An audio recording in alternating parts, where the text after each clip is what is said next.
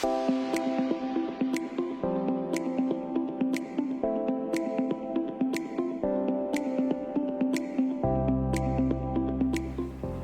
buenas tardes para todos y bienvenidos a una nueva edición de Agenda Corporativa de Grupo Perfil. En el día de hoy vamos a estar hablando sobre la actualidad y el futuro de la banca y el sector fintech en la Argentina.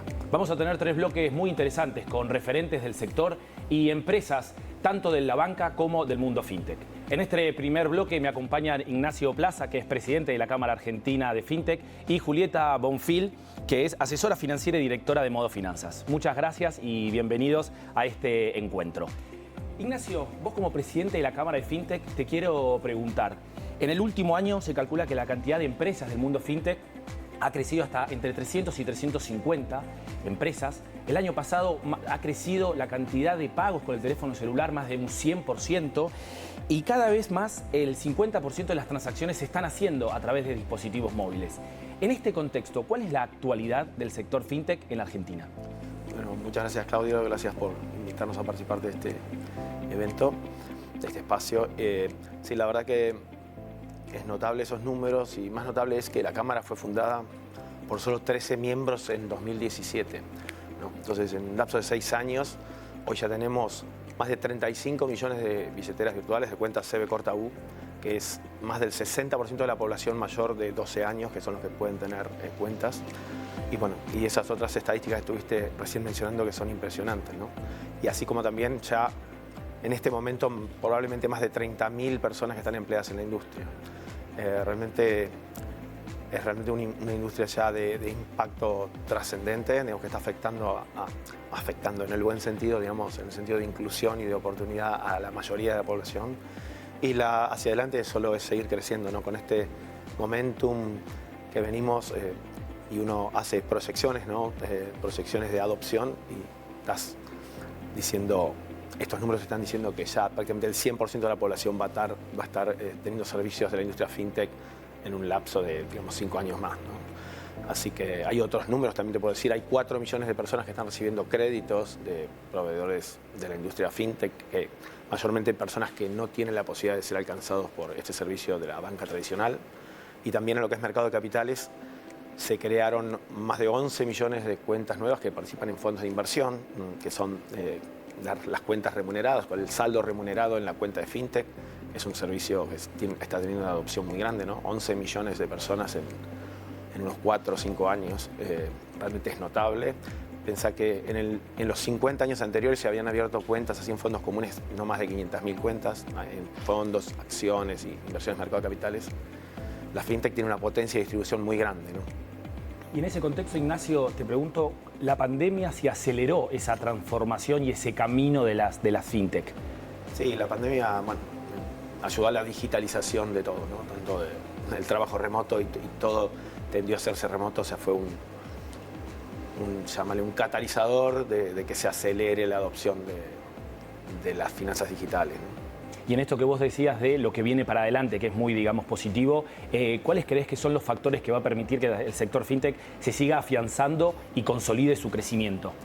¿Pensás que tiene que ver más con lo que hagan las empresas, ¿sí?, y las compañías del sector, o lo que los individuos vayan incorporando?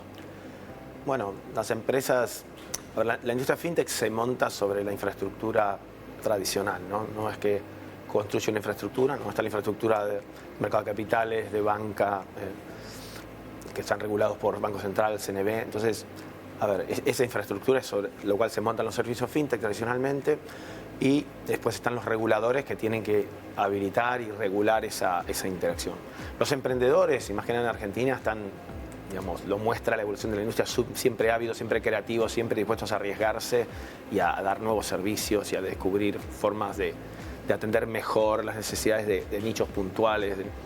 Y eso lo vemos en la cantidad de empresas, en la cantidad de empleados, en los inversores que también soportan a estos emprendedores. Lo vemos súper firme en la adopción por parte de los clientes, en la seguridad también, porque, digamos, si bien obviamente existe la ciberdelincuencia y todos sabemos de alguien que le hackearon el WhatsApp y pidieron, y hemos hecho incluso una alianza para trabajar con los bancos, con ADEVA y con ABA, para es una lucha constante, porque los delincuentes obviamente también evolucionan, pero si miramos en términos generales, es un servicio seguro, donde la gente por esa misma confianza y seguridad también lo adopta, lo recomienda y se masifica. Entonces, es una combinación de cosas, ¿no? Emprendedores dispuestos a proveer servicios, inversores que los apoyan, la infraestructura que funcione, ¿no? Y que en eso también somos parte, por ejemplo, de Simpra, que es el organismo del Banco Central que regula lo que es pagos, y ahí se trabaja sobre los pagos instantáneos, los pagos QR interoperables, y que todo eso vaya evolucionando. Y bueno, lógicamente siempre hay tensiones porque los distintos participantes tienen distintos intereses y es una constante negociación, pero bueno, es la naturaleza, y después hay circunstancias. A veces el país tiene circunstancias variables y eso influye. Ignacio, muchas veces cuando se piensa en el sector fintech se habla y se piensa del mundo cripto, ¿no? Las criptomonedas y demás. Las últimas noticias del sector, del mundo cripto en particular, no han sido muy positivas, con posibles quiebres, fraudes. ¿Cómo está lo que es el mundo cripto acá en Argentina? Bueno, creo que si bien a veces hay, llamen rumores, pero nadie creo que puede decir que alguna empresa cripto miembro de la Cámara haya sido un fraude, ¿no? Yo creo que eso está bien claro. Argentina, un poco por su historia, por la naturaleza de la gente, es una de las grandes líderes mundiales en cripto. Nosotros lo vemos como una tecnología, o sea, es una combinación de cosas, pero como tecnología, es una tecnología superadora, donde probablemente sea la tecnología, o sea, creemos que va a ser la tecnología que genere la nueva infraestructura, así como Internet ha sido la nueva infraestructura de las finanzas, y en un principio se lo tomaba como algo que era solo para, digamos, cosas ilegales y oscuras, y después se transformó. Hoy no podríamos imaginarnos los servicios financieros que no sean digitales. De la tecnología de blockchain, cripto, como queramos llamarle, nosotros pensamos que es la nueva infraestructura hacia el futuro, sobre la cual probablemente van a correr también las instituciones tradicionales y las instituciones, digamos, fintech, o que se monten, servicios que se monten y que se interconecten, y se van a poder crear servicios que hoy son impensados, ¿no? Con un nivel de eficiencia, de alcance, de llámale valor agregado, que hoy no son impensados. Pero en cuanto a las fluctuaciones, es la fluctuación de cualquier industria naciente. También en la época de Internet, en el año 2000, estuvo el dot-com boom and bust, ¿no? Cuando las acciones de, no sé, las empresas que hoy son líderes como Amazon o como Apple o como Mercado Libre, como cualquiera, bueno, Mercado Libre se listó después, pero digamos Amazon y Apple, que ya estaban en el mercado, bajaron 95% y parecía que se terminaba todo, pero después terminó siendo el futuro, ¿no? Muchas gracias, Ignacio. Julieta Bonfil, que es asesora financiera y director de Modo Finanzas, vos sos especialista en inversiones de impacto, y te quiero preguntar, ¿qué es lo que estás recomendando hoy para realizar inversiones en Argentina, teniendo en cuenta el contexto económico, electoral, el contexto político? ¿Qué es lo que vos estás recomendando para inversiones de la banca individual, digamos, las personas individuales, en el corto y en el mediano plazo? Completa la pregunta. Bueno, empecemos un poquito entonces con este contexto, ¿no? que mencionabas, que es el que conocemos todos. Digo, estamos con inflación de abril más del 8%, acumulada en lo que va del año un 30%, interanual más del 100%. Estamos manejando esos números que, bueno, los naturalizamos como para no enloquecer, pero son importantes. Devaluación diaria, una brecha que todos conocemos, cambiaria, no estamos hablando de una brecha de más del 100%. Y con todo este contexto, lo que persiste en los argentinos son nuestros dos caballitos de batalla, ¿no? El plazo fijo y el dólar. Es lo que siempre como que tenemos más a mano. Totalmente, y la tensión entre ellos, exactamente. Ahora, ¿qué pasa, no? Lo divido en dos. Por un lado tenemos el plazo fijo, que primero que no tiene liquidez, ¿sí? O sea, tenemos que por 30 días dejar la plata sin poder tocarla, que en un contexto de incertidumbre necesitamos un poquito esa flexibilidad, ¿no? Para poder pasarla si detectamos otra oportunidad. Y principalmente que hoy, por ejemplo, incluso con las tasas que vienen creciendo a una frecuencia, diría, eso es inusual, pero no veníamos acostumbrados. Está bien, está pagando mensualmente menos del 8%. y estamos en abril con una de más del 8. Totalmente, estamos perdiendo. Bueno, ni hablar de alguien que quiere no solo proteger, sino multiplicar. Bueno, no encuentra respuesta en este instrumento. Y ahí es donde entra en juego la educación financiera, ¿no? Donde claramente, bueno, y la inclusión financiera también, por el lado de la fintech es clave, para justamente traer otras opciones, ¿no? Yo siempre digo opciones, nadie dice no que dejes el plazo fijo, pero para diversificar un poquito, porque no sirve para todos nuestros objetivos quizás, no se adecúa. Ahora, también tenemos, bueno, vamos a dólar. Bueno, es de público conocimiento que primero no todos tienen acceso, ya son cada vez menos los que tenemos acceso a un dólar legal, que también un dólar legal es importante porque a veces no lo tenemos en cuenta, pero nos permite reinsertarlo, ¿no? En un circuito formal, reinvertirlo, o sea, es importante también, así que ahí hay un problema. Y después que hay una misconcepción de que quizás alguien que viene al mundo de las finanzas ya lo tiene más en claro, pero que en realidad comprar dólar no es una inversión. Es más un resguardo. Sí, y mazo, te digo. ¿Por qué? Porque en los últimos 10 años, si alguien dejaba bajo el colchón $10.000, hoy valen un 25% menos. O sea, valen 7.500 de hace 10 años. Entonces, no es menor. ¿Y qué pasa? Uno dice, bueno, ¿qué opción tengo? ¿En qué caemos los argentinos siempre? Si hay que invertir el dólar. Bueno, inversión inmobiliaria, ¿no? Pareciera que es la única opción que tenemos posible. Que el que es experto y le va bien, está espectacular.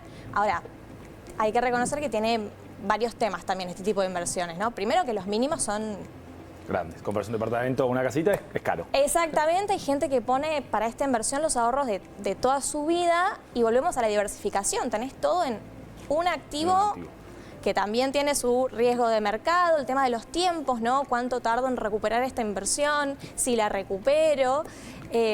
Así que ahí hay un tema también. Pero bueno, en este contexto igual siempre es a lo que acudimos, de nuevo yo creo que un poco por educación financiera. Ahora, Claudio, yo creo que coincidirás conmigo en que más allá de la falta de educación financiera, que creo que ninguno de los tres acá la tuvimos, yo sé que está cambiando, pero bueno, por ahora igual, exacto. Falta. Igual nos damos cuenta, sin educación financiera, de que nos cuesta todo cada vez más, ¿no? O sea que incluso si crecemos profesionalmente, igual uno dice, che, pero ¿cómo puede ser que me cuestan cada vez más conseguir lo mismo incluso que antes, ¿no?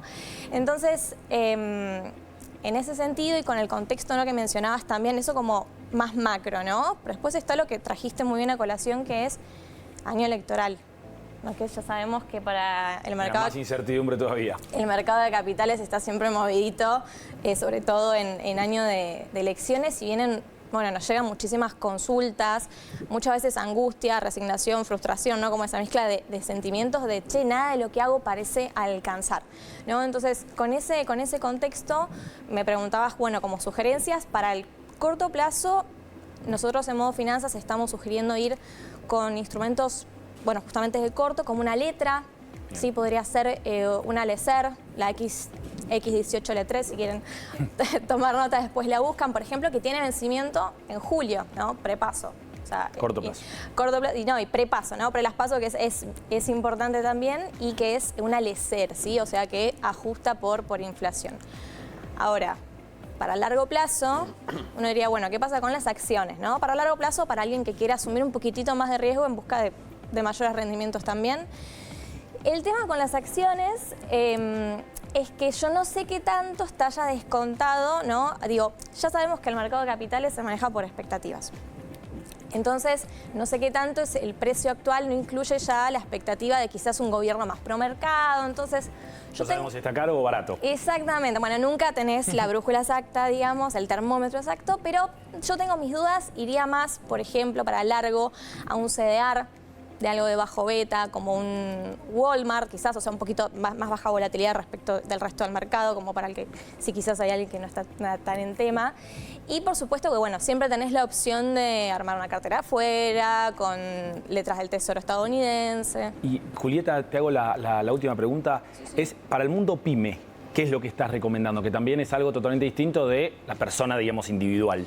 Sí, y no, o sea, el mundo es totalmente distinto, pero a la vez, la verdad, Clau, que no hay tanto, entonces para corto... Los activos son los mismos, digamos, que miran. Mira, para corto sí, Sí, bastante parecido, letras también, alguna LED quizás, pero ¿qué pasa? ¿Cuál es el desafío actual de una pyme? Tiene el desafío de tener los pesos, ¿no? ¿Qué hago con los pesos? Quizás reciben financiamiento, ya sea de emitir una ON, un préstamo bancario o de inversores particulares. Claro, reciben financiamiento de golpe, ¿no? A 2, 3 años, pero, no sé, para ampliar una planta, supongamos, ¿no? Pero no la tienen que usar toda de una. Bueno, ¿y Mientras tanto. ¿Qué hago mientras tanto? Entonces, la clave acá está en la cobertura. Creo que cobertura es como la palabra clave en esto.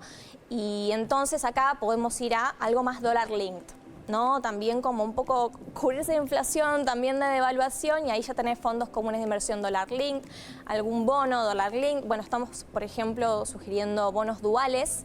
¿Qué significa esto? Por las dudas, por si alguien no está en tema, que es que te cubre de inflación, o sea, ajusta por ser, o por la evolución del dólar mayorista, lo que vaya más, ¿no? Más avanzadamente. Entonces, este instrumento también a vencimiento junio, a vencimiento julio, y capaz alguno un poquito más largo a septiembre para el que quiera asumir ese riesgo. Sí. Y la última pregunta para vos, Ignacio, es el mundo fintech, como bien decías antes, el 42% de los empleados del mundo fintech son mujeres. ¿Qué análisis haces de esto? Y si crees que, digamos, es uno de los sectores en los que más equilibrio hay y donde las mujeres, digamos, se han quizás ingresado desde el comienzo del mundo fintech. Sí, creo que eso se ha dado naturalmente y es un interés de la industria, digamos, la igualdad de género. De hecho, también en el board de la Cámara tenemos mujeres y nos interesa que siempre se mantenga el balance.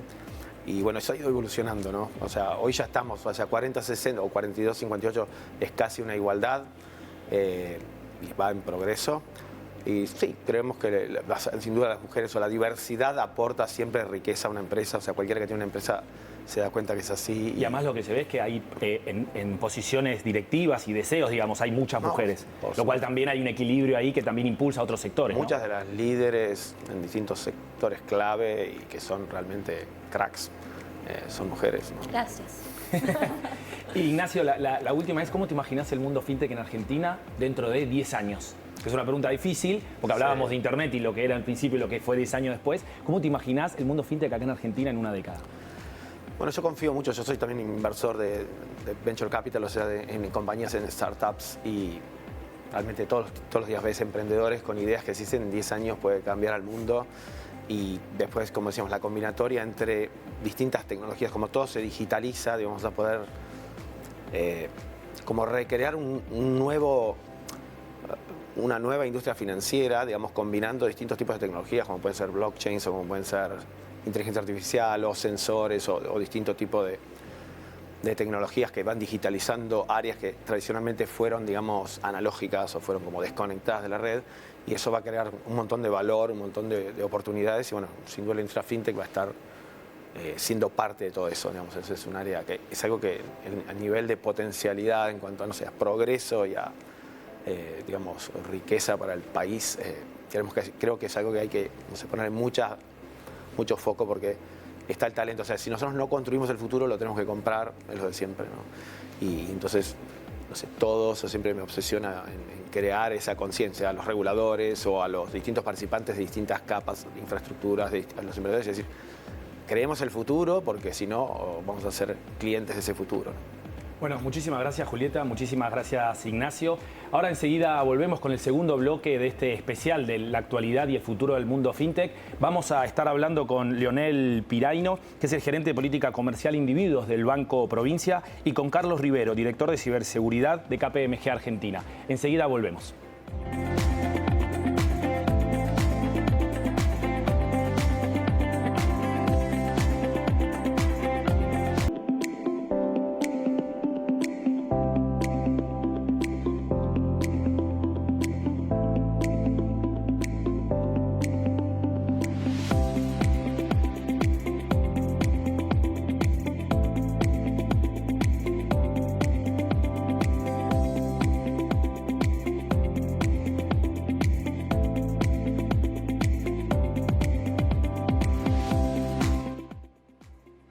Buenas tardes y seguimos en Agenda Corporativa de Grupo Perfil en este especial de la banca y el mundo fintech. En el bloque anterior estuvimos hablando sobre temas muy importantes que tienen que ver con la inclusión financiera, el sector fintech en Argentina y las inversiones tradicionales y no tradicionales que se pueden hacer en este contexto particular, ¿no? Electoral, político, financiero y económico. En este segundo bloque, ¿sí?, vamos a compartir un tema que también es muy interesante porque es un poco la unión entre la banca tradicional, ¿sí?, con representantes del Banco Provincia y con un representante, sí, el fundador de New, que es la primera app regional que está basada en lo que tiene que ver con tecnología blockchain, ¿sí? Es decir, alguien del mundo fintech y alguien de la banca tradicional. Estamos con Leonel Piraino, que es gerente de política comercial e individuos del Banco Provincia. Muy buenos días. Y con Facundo Corsi, CEO y founder de New. Leonel, la pregunta para vos sería, ¿cómo considerás que impactó la pandemia en la digitalización de la operatoria bancaria y en los hábitos de consumo de la gente? Bueno, claramente la pandemia lo que hizo fue acelerar todo el proceso de digitalización, ¿no? El mundo venía en un proceso de, respecto de los bancos, en un proceso de prefiero ir al dentista antes de ir a los bancos. Había una encuesta en Europa que decía que cerca del 80% de las personas preferían ir al dentista antes que ir a los bancos, ¿no? Y claro, obviamente los bancos, en lo que es el banco como tradicional, en su modelo tradicional, de alguna manera tenía que buscar innovación desde el punto de vista tecnológico principalmente y desde el punto de vista de productos y servicios, justamente para lograr una mayor adopción de estos por parte de los clientes y clientas y por otro lado la incorporación de clientes a los bancos. Yo creo que lo que tiene que ver con lo que era la brecha entre lo que era la digitalización y la penetración de Internet en los hogares principalmente y la adopción de los productos bancarios por el otro, era muy grande. Allá por 2019, 2020, estábamos hablando que en Argentina había un 80% de penetración de Internet en los hogares y la bancarización estaba en los niveles del 48%. Con lo cual esa brecha era muy importante y desde los bancos teníamos que hacer cosas para poder achicar esa brecha. En el caso del Banco Provincia, con el lanzamiento de cuenta DNI y el relanzamiento a partir del advenimiento de lo que fue la pandemia en abril de 2020, creo que esa brecha se redujo. No solamente implicó lo que es inclusión financiera, porque recordemos, una de las primeras medidas que adopta el gobierno fue el lanzamiento del ingreso familiar de emergencia, y había que darle acceso a esta gente a que pueda hacerse de ese dinero para poder subsistir. Los bancos cerrados, los cajeros cerrados, no podés utilizar efectivo. Entonces creo que el relanzamiento de la billetera justamente le vino a simplificar la vida primero fue una cuestión de subsistencia y después fue una transformación en lo que tiene que ver con la usabilidad a simplificarle la vida en el día a día, ¿no? Hoy por hoy, por supuesto, uno no sale de su casa sin el celular. Es más, si uno se lo olvida, el celular lo vuelve a buscar. La billetera la deja. Sí, la billetera física la dejás, el celular lo vuelves a buscar. Es más, el documento no hace falta que lo vuelvas a buscar, si lo tenés en el celular, ¿no? Entonces, me parece que la solución estaba por ahí y bueno, la transaccionalidad es notoria, ¿no? Dentro de lo que es inclusión, aparte de lo que era ingreso familiar de emergencia, el banco tuvo acercamiento a segmentos que estaban totalmente desatendidos, o bien que no estaban incluidos financieramente, como era el sector adolescente, ¿no? El banco lanza la cuenta adolescentes en marzo del año pasado, la cuenta 1317, cuenta DNI 1317, justamente dándole el acceso al sistema financiero a este segmento de personas, ¿no? Que tiene una usabilidad enorme. Y no solamente recarga celular, como uno puede llegar a pensarlo, y creo que este tipo de cuestiones la pandemia entre comillas, las favoreció acelerando todo el proceso de adopción, ¿no? Estamos hablando de inclusión financiera, mundo joven y agrego un tercer factor que tiene que ver con el mundo gamer y ahí es donde Facundo quizás aparece Newey, un poco pensando que es creada por jóvenes, para jóvenes, ¿sí? Y ahí había un dato muy interesante que ustedes compartían, que alrededor de 9 millones de jóvenes se encuentran fuera del sistema financiero y 7 de cada 10 gamers, jugadores, que suelen ser adolescentes, vos me lo corregirás, no tienen una tarjeta de crédito para poder pagar los servicios que necesitan para ser gamers. Contame un poco, digamos, cómo es que ustedes han impulsado esta inclusión financiera que bien estaba contando.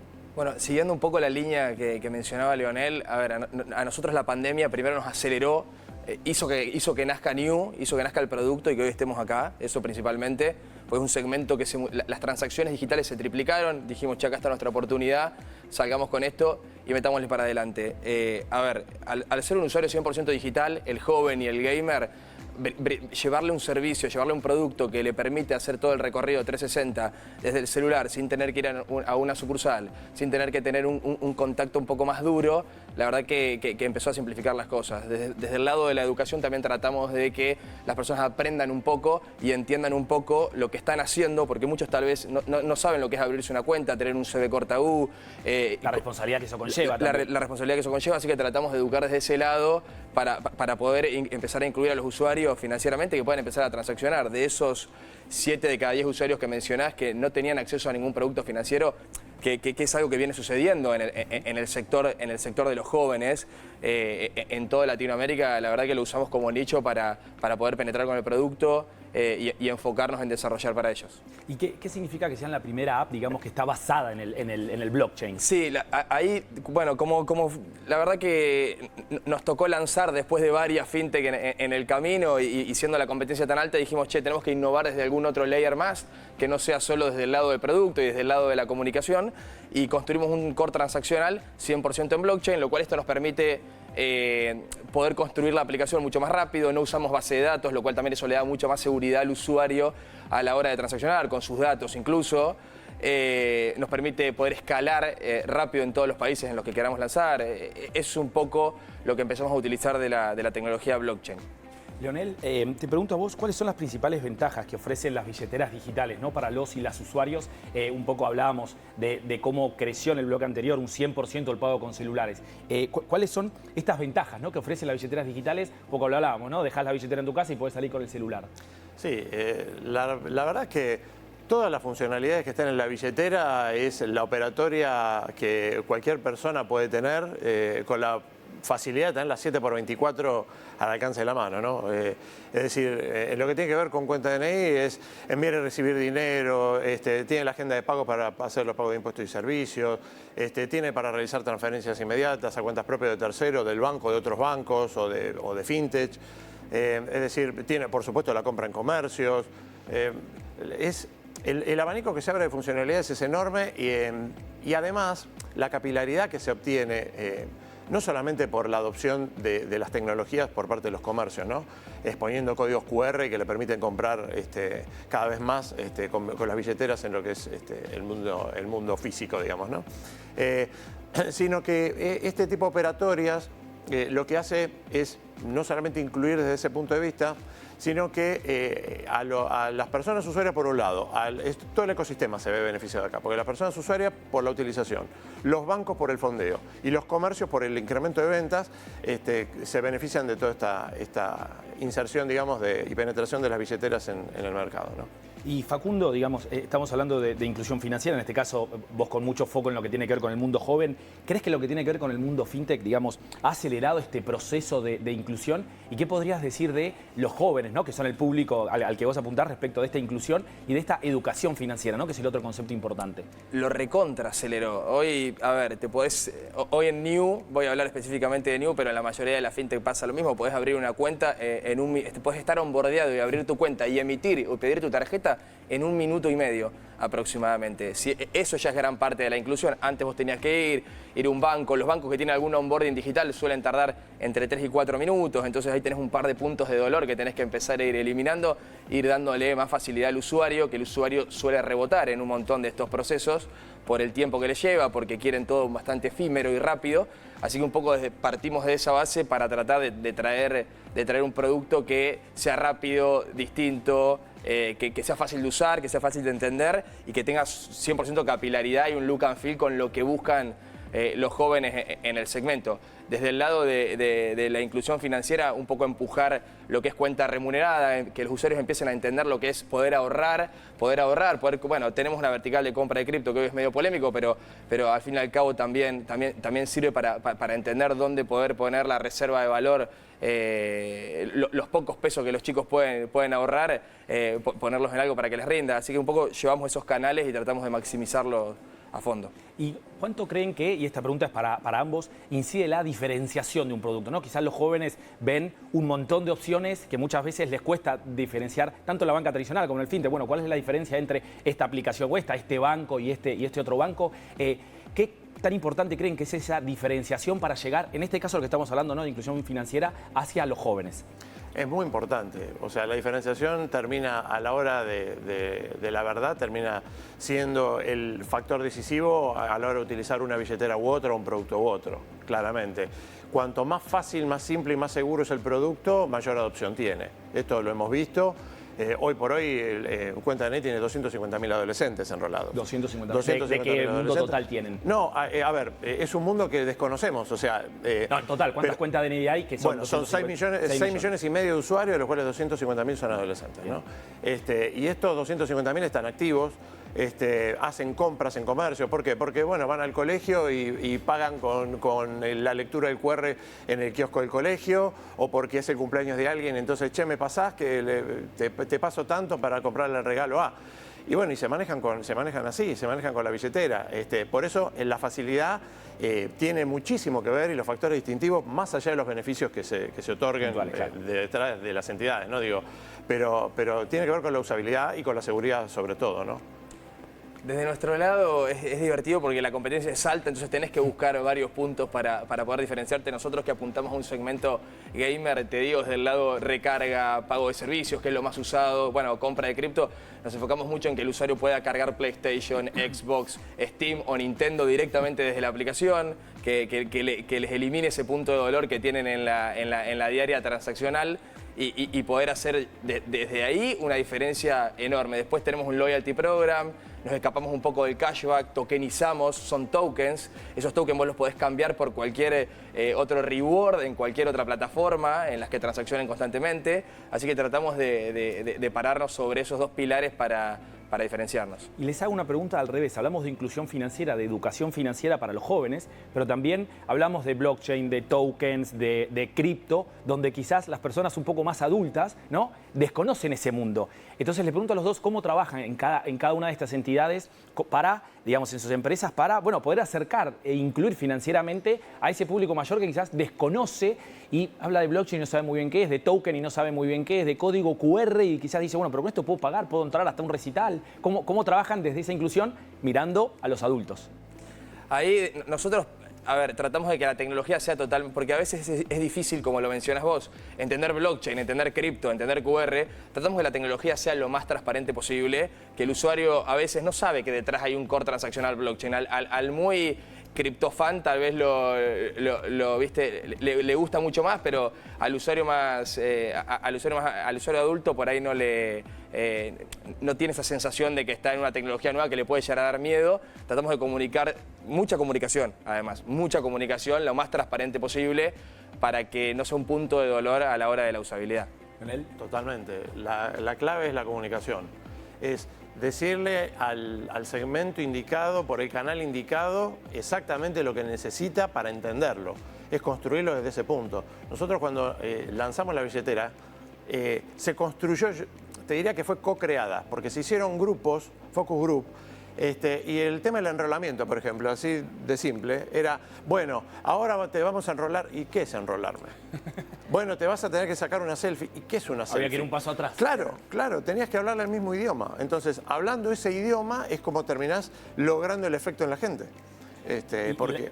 La última pregunta que le hago a los dos, que me parece fundamental, que en el próximo bloque vamos a meternos todavía más, que tiene que ver con la seguridad, ¿no? La ciberseguridad. Hay muchos intentos de estafa y de acercamiento, llamados de bancos que en verdad no son bancos, etcétera. ¿Cómo trabajan, digamos, desde ese lado en ambas compañías? Uno pensando en el mundo joven, que cuando uno joven, digamos, es lo que menos quizás le importa o aparentemente menos le importa, y cómo trabajan también en la banca tradicional con el tema de la seguridad. Facundo. Sí, ahí, a ver, el mundo joven está sobreinformado de esto, así que eso es como punto a favor nuestro. La verdad es que tratamos, te lo voy a dividir en dos partes.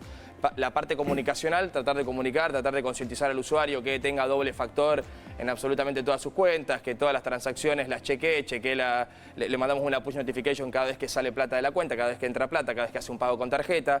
Desde el lado de producto, cuando desarrollamos un producto, le hacemos un pentest a cada una de las verticales hasta que eso no sale perfecto por una cuestión de la guarda de los datos y de que manejamos base de datos. No haya ningún leak de seguridad, así que desde esas dos verticales lo tratamos de manejar con esa solidez. Lionel. Totalmente, es mucha comunicación, muchísima comunicación. El banco, por todos los canales, justamente informa y dice, no compartas tus claves, las credenciales son personales, el banco no te va a llamar y te va a decir que compartas las credenciales jamás. En lo que tiene que ver con la billetera, la billetera es robusta, hay una semilla instalada en un único dispositivo, vos no puedes instalar la aplicación en distintos dispositivos, con lo cual eso también tiene dota de un factor adicional de seguridad, más allá de la identificación biométrica y de las claves que se pueden incorporar. Pero es muy importante, ya te digo, el banco no solamente desde la página web, con correos electrónicos, a través de distintos canales llegamos a las personas usuarias para decirles no compartas tus claves porque somos conscientes de lo que implica el riesgo y la cuestión de ciberseguridad, ¿no? Y ahora sí, la última para los dos. Leonel, ¿crees que la banca tradicional va a terminar siendo indefectiblemente dentro de banca fintech? Y Facundo, te pregunto si crees que lo que es el mundo fintech indefectiblemente va a terminar involucrado de alguna manera con la banca tradicional. Yo creo que es un ecosistema donde tanto la fintech como los bancos formamos parte de algo que ya vino, se instaló. Los bancos fuimos a buscar al mundo fintech un montón de soluciones y creo que hay una complementariedad totalmente. Totalmente. Yo creo que esto fue potenciar el negocio, fue un salto de calidad y cualitativo en lo que tiene que ver con el funcionamiento de los bancos tradicionales. El banco tradicional no podía seguirse manejando como hace 2000 años atrás, es así. O sea, perdón, como hace 10 años atrás. Como hace 10 años atrás. Es más, hace 5 años atrás. Y si me apuras un poco, te digo, como el año pasado. Yo creo que todas las adopciones exponenciales que están habiendo obviamente son para capitalizar y para profundizar porque se abre un mundo nuevo atrás de cada funcionalidad nueva. ¿Mundo? Coincido con Leonel 100% en lo que dice. A ver, los bancos venían en un status quo muy claro y funcionando en piloto automático. Cuando aparecieron la fintech innovaron bastante. La verdad que empujó a que los bancos tengan que innovar. Empujó a empezar empezaron a adquirir soluciones de fintech para poder acelerar su transformación. Hoy las fintech en algún punto están llegando al tope de innovación y van a tener que empezar a mirar a los bancos para que sus modelos financieros empiecen a dar revenue, porque el principal problema de la fintech hoy es que está buenísimo, adquirimos un montón de usuarios, la adquisición es buena, porque tenemos producto que es 100% fresco, pero cuando mirás los modelos, cuando mirás el modelo de negocios a veces se hace muy largo poder encontrar ese punto donde empieza a generar ingresos, así que un poco el modelo de los bancos ayuda a estabilizar y a encontrarnos en un punto. Bueno, Leonel, Facundo, muchísimas gracias. En este bloque me parece que de una manera muy interesante vimos lo que es la actualidad, el presente y el futuro de esta unión, ¿no? Que quizás al principio parecía que iban a ser dos mundos distintos entre la banca tradicional y el sector fintech, o por qué no empezar a quizás llamarlo las bancas fintech. En el próximo bloque, en el tercer y último bloque, vamos a hablar con Vanessa Di Trollio, que es Senior Manager de Reva, y con Carlos Rivero, director de ciberseguridad de KPMG Argentina, también sobre la inclusión financiera, la educación financiera y de nuevo, ¿no? Y nos vamos a meter un poquito más profundo en lo que tiene que ver con la seguridad y la ciberseguridad en este contexto en donde la banca tradicional y la banca fintech, como me gusta decirlo, están cada vez más entre nosotros. Enseguida volvemos en Agenda Corporativa con este especial de la actualidad y el futuro de la banca y del mundo fintech en Argentina.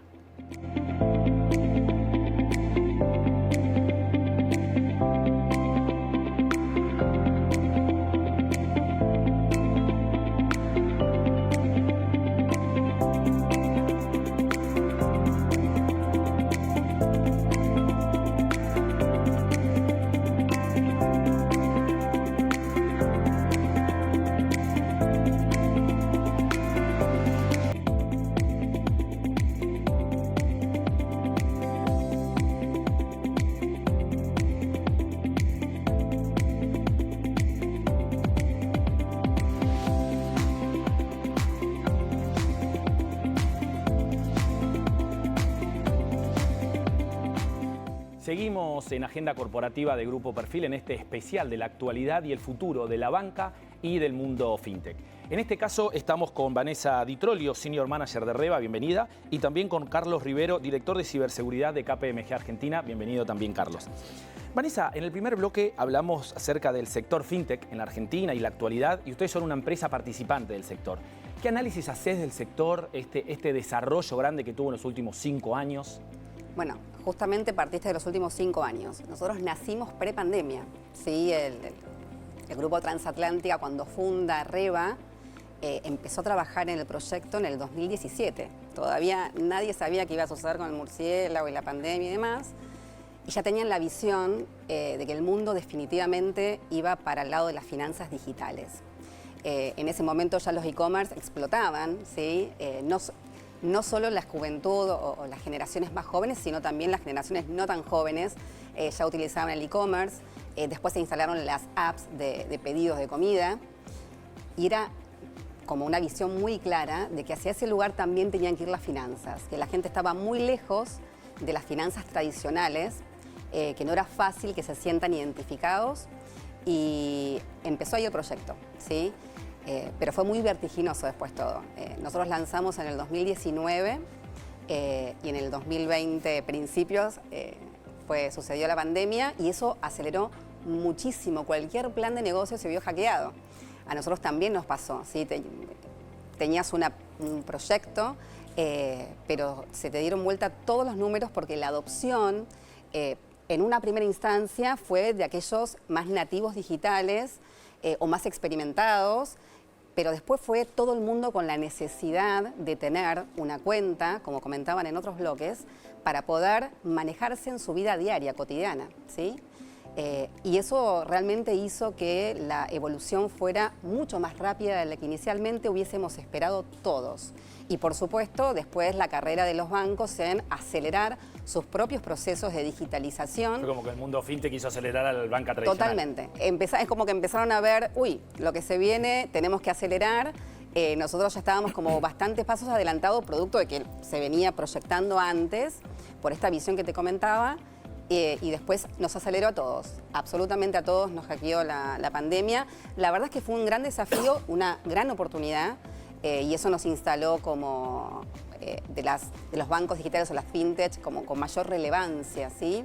De hecho, hoy cuenta, perdón, Vanessa, hoy cuentan con más de 1 millón de cuentas, ¿no? en Reva. Y lo que me resulta interesante es que dentro de los productos destacados están la operatoria del dólar MEP, que podríamos decir que es algo más tradicional, y por otro lado tiene una alianza, digamos, con American Express, que también es que uno pensaría del mundo tradicional, ¿no? Es como una unión, como hablamos en el bloque anterior, entre banca tradicional o servicios tradicionales con el mundo fintech. Correcto. En una etapa inicial uno lo pensaba como realmente como complementarios. Somos un ecosistema. Hay personas, hay usuarios que se sienten a veces más cómodos con determinada propuesta de servicios de un banco tradicional tal vez, seguramente la gente de generaciones más adultas, ¿sí? Pero somos un ecosistema bastante colaborativo. Nosotros irrumpimos realmente con una alianza muy fuerte con Amex. Amex nos eligió como primer banco digital a nivel mundial para lanzar la emisión de tarjetas de crédito Amex, ¿sí? Con un onboarding 100% digital. Era un desafío para los dos. Y vos mencionás la operatoria MEP. Sí, para nosotros hoy es un elemento destacado, fundamental, muy diferencial, pero cuando nacimos con Amex y dólar solidario, ¿sí? Que en ese momento no tenía las restricciones que tiene hoy naturalmente. Y la sorpresa para todo el mundo era que no era el onboarding digital que mencionaban también en 3 minutos, sino que en 2 minutos vos podías comprar dólares y que en 2 minutos vos podías hacerlo en cualquier momento, en cualquier horario y también en fin de semana. Entonces, pero antes no podías hacerlo. ¿Y por qué no? Porque también había un ecosistema tradicional, todo lo que está detrás de lo que soporta un sistema bancario, que también trabajaba de lunes a viernes, ¿sí? de 10 a 15, tal cual. Y esa irrupción fue la primordial y la más importante en dólar solidario y tarjeta de crédito, con una visión de inclusión definitivamente, ¿sí? Y ahora, con la evolución de las circunstancias y la macro y la micro, también fuimos los primeros en incorporar la operatoria de dólar MEP, también a un clic, ¿sí? El hecho de educar, contar de qué se trata, es muy importante, pero también era muy importante poder llevar la similitud de operatoria de algo tan simple como hacer un plazo fijo en 1 segundo o comprar un dólar solidario en un segundo también, hacerlo con una operatoria que detrás tiene compra de acciones, venta de acciones. Todo eso se resolvió tan transparente y tan liviano ante la vista del usuario que fue realmente un éxito, lo es, ¿sí? Y bueno, independientemente de que la circunstancia actual hace que todavía la sociedad argentina tienda a buscar conservar sus ahorros en el dólar, ¿sí? Y bueno, ahí estamos nosotros. Carlos, te pregunto a vos, estamos hablando de transacciones, del mundo digital, del mundo fintech. El año pasado se calcula que hubo 163 millones de transacciones con celulares, ¿no? ¿Qué rol juega la seguridad, la ciberseguridad? ¿Y dónde está plantado la Argentina, ¿no? en esto del crecimiento del mundo fintech, del crecimiento de las billeteras digitales, todas las transacciones que hay detrás y la importancia de cuidar los datos, de la seguridad en los datos, de la seguridad en las transacciones? Bueno, primero que nada, gracias por estar acá. La verdad es un placer estar acá y estoy muy contento. Te vengo con unos datos. KPMG hizo una encuesta, ¿sí?, a más de 600 directivos a nivel Latinoamérica y se salió de esa encuesta que el 83% de estos directivos, la mayoría CISOs o CTOs, ¿sí?, de tecnología, tuvieron un incremento en los ataques, ¿sí? Los ataques que más se dieron fueron de ransomware, phishing y malware en general. El ransomware aumentó un 20% contra toda probabilidad de que decían que los ransomware después de la pandemia iban a bajar, ¿no? Obviamente la pandemia aceleró la hiperdigitalización, ¿sí?, descentralizó un poco las operaciones, los celulares.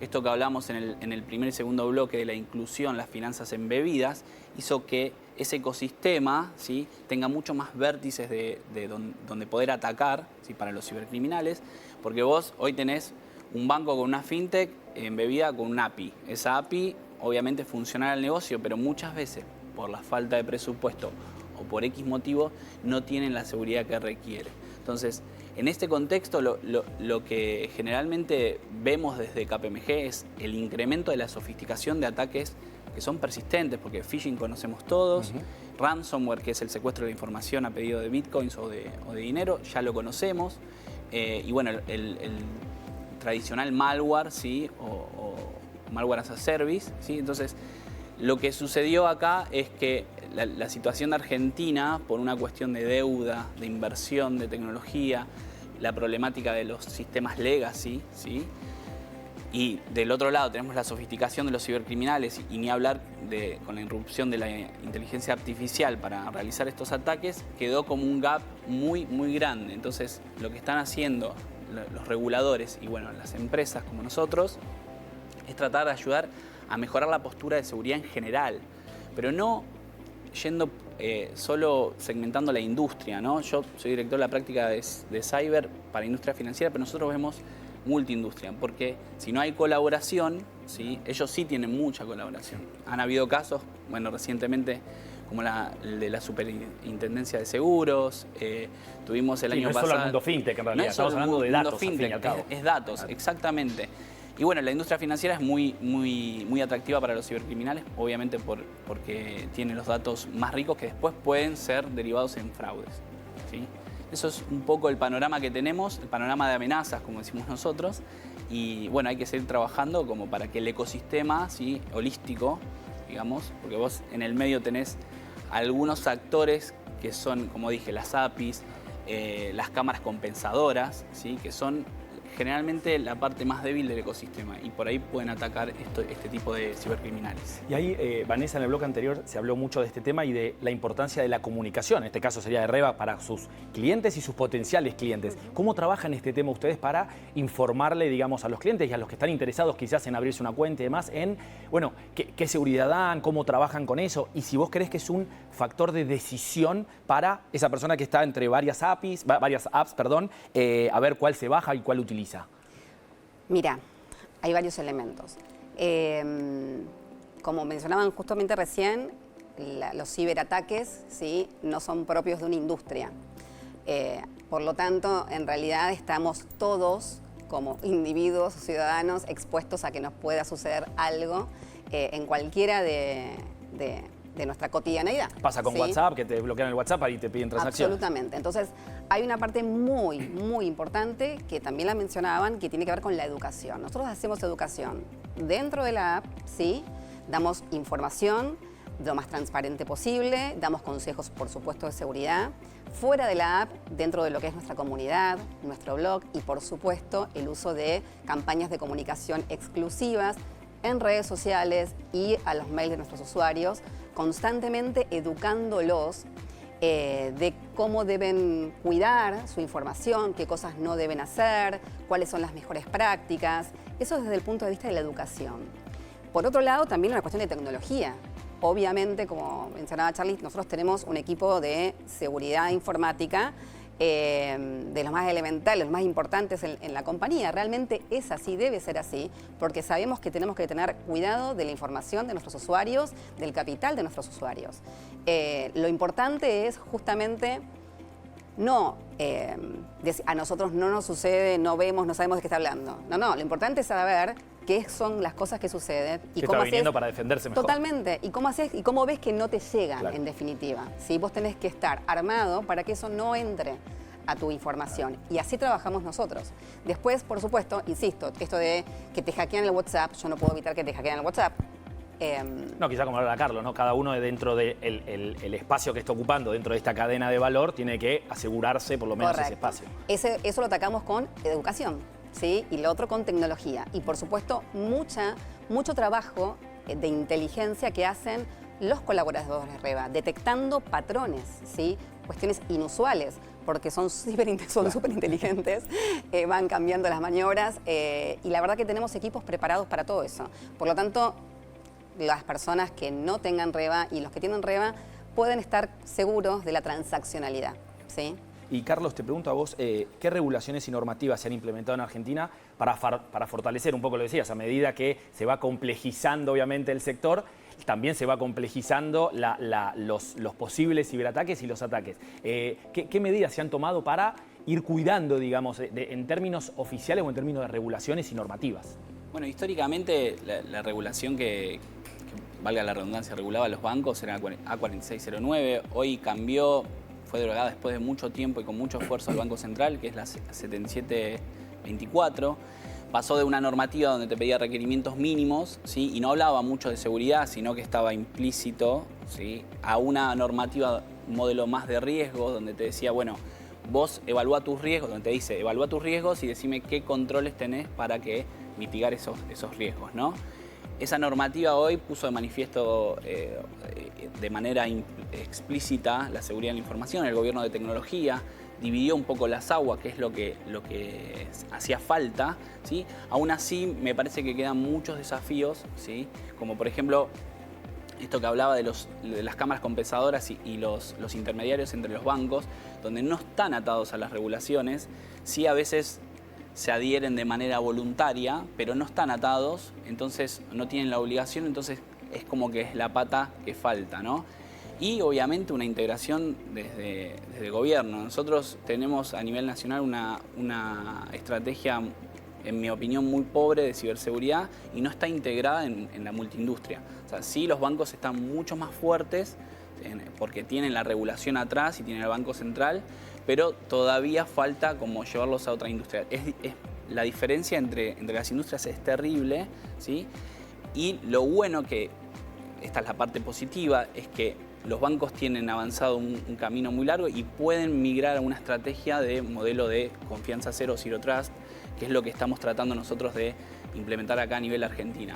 En otros países ya lo están haciendo. En Argentina también algunos bancos internacionales por frameworks globales lo que hacen es bajar línea y bueno, se adecúa esa normativa, la 7724, como para tener o empezar a hablar de confianza cero, ¿sí? Que confianza cero se basa en, lo explico rápido, 3 pilares, que es no confiar en nadie, siempre verificar, ¿sí? Asumir la brecha, esto que hablaba Vanessa, es decir, la cabeza tiene que cambiar, el mindset es, no es que no me va a pasar porque le pasó al vecino, a mí no me va a pasar, sino cuando me pase voy a estar preparado para que el impacto no sea tan negativo, ¿sí? Entonces, ese es el segundo paradigma y el otro es privilegios mínimos para los usuarios, ¿no? Hoy tenemos un ecosistema laboral donde los colaboradores están en casa, ¿sí? ¿Y cómo haces para esa descentralización controlar? Bueno, privilegios mínimos, microsegmentación, múltiple factor de autenticación, hablaban en el segundo bloque.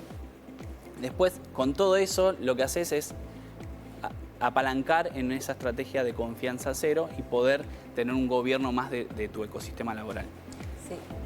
No, te quería preguntar, además de la seguridad y la ciberseguridad que estamos hablando, ¿cuáles son los otros desafíos que crees que tiene el sector fintech en el que de nuevo, ¿no? REVA participa y es un actor importante para seguir consolidándolo, seguir creciendo? ¿Y cómo te imaginas el sector dentro de 5 o 10 años?